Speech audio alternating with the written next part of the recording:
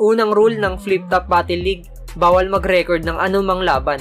Video record, audio record at maski ang pagkuha ng litrato sa oras ng laban ay ipinagbabawal. Laging sinasabi ni Sir Enigma na nag-ipon, bumiyahe at nagpuyat kayo. Kaya deserve nyo na kayo ang nakasaksi ng ganong klaseng event. Tsaka mapapanood din naman yan sa YouTube ng libre at may pinakamalinaw na kuha pa. Kaya hindi na kailangan pang i-record ng palihim ang mga laban. Maaaring mapalabas kung sino man ang mahuhuling gumawa nito. Kaya ang pinakamainam na gawin kapag nanood ng live ay mag-enjoy at sulitin ang buong gabi. Pangalawa, react accordingly at respect the MC.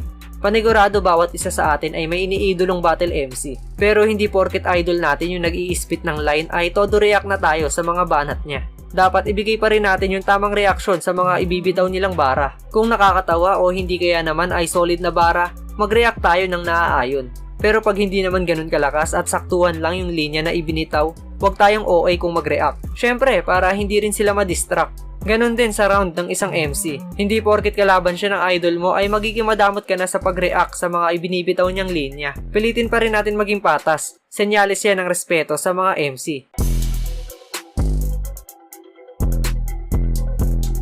At ang huling rule ng Flip Top, bawal mag-ingay sa oras ng laban.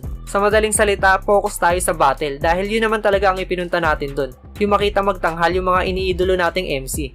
Kaya kung hindi ka interesado sa naglalaban sa entablado ay pwede ka naman na lumabas muna.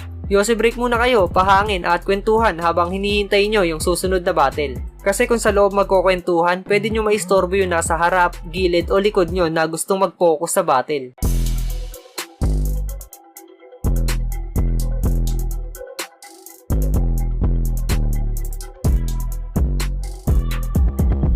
At bago matapos ang video na to, gusto ko lang magpasalamat sa Pubu dahil sa walang sawang pagsuporta. At kung trip mo rin ang mga solid at maaangas na pamorma, bisita na sa Pubu Store at Dalok Boutique na malapit sa inyo.